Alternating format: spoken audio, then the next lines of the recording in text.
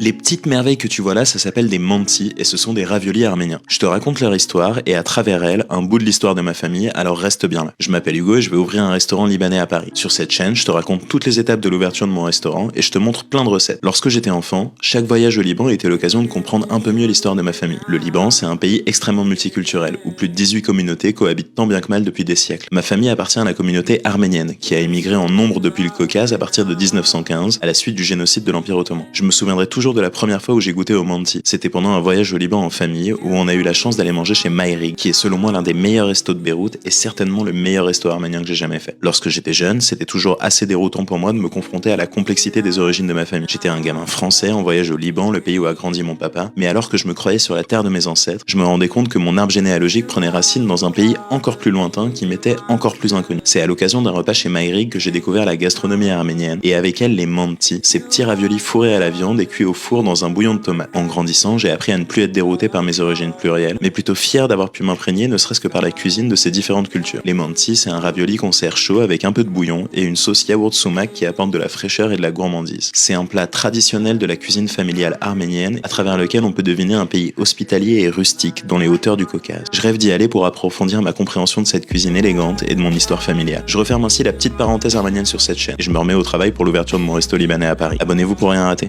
Bisous.